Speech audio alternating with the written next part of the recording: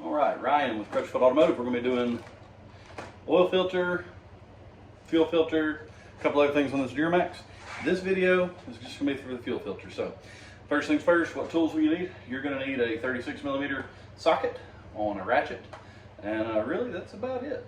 If you've got that, you should be able to make this job pretty quick and easy. Get your truck on jack stands, whatever you're going to do. You're going to come right under passenger rear door, right in front of your fuel tank here. So it's plastic. It only wants you to go, you can do a drain if you'd like. You can drain it out of here.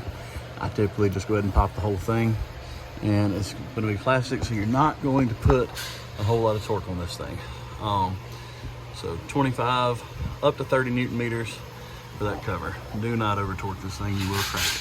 So I'm going to unscrew this, have something kind of container, because you're going to need to catch the fuel that's going to come out of this filter housing itself. So have something to catch it, 36 mil, back it off, catch your fuel, and we'll look. This is what the housing is going to look like when it comes out. There's your seal.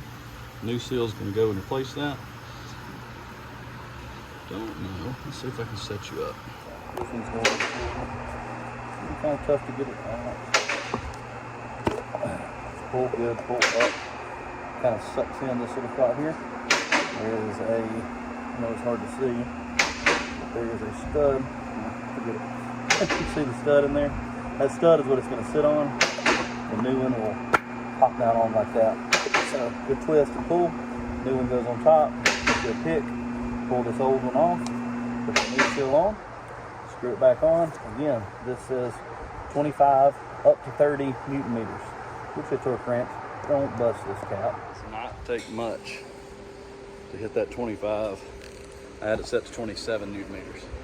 Doesn't take much. Go easy on it so you don't break it and have a bigger problem on your hands than just new fuel filters. All right, fuel filters changed. Here's the deal. I'm gonna cut this truck. To cut these push buttons on, you have to hold it for about 8 seconds. Sorry, I had to cut it off, I guess. All right, I'm gonna cut it to on. I'm gonna let it prime that fuel pump a little bit. I'm gonna repeat that twice. Now that I've repeated that a couple times, we're gonna see how it'll crank. A lot of times you got air in the lines. It's gonna take it a second to rebuild that pressure up to your injectors to finally bust off. So let's see what happens.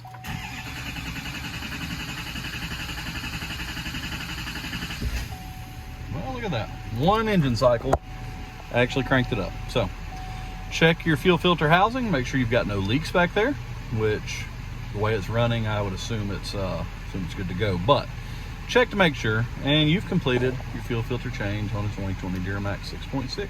All right, so when you're done with the fuel filter, if you are in, you notice I'll be in information, and I'm gonna roll up like 3 or 4. Fuel filter lights. All I'll do is change it right here. I'm gonna hit the button. Are you sure you want to reset? Hit it again for yes. For whatever reason, I did have to cut the truck off and then back on for the fuel filter life to reset to 100. I don't know if that's normal or not, to be honest with you, but it did reset, and you've now completed a fuel filter change on the 2020 Duramax. You're good to go.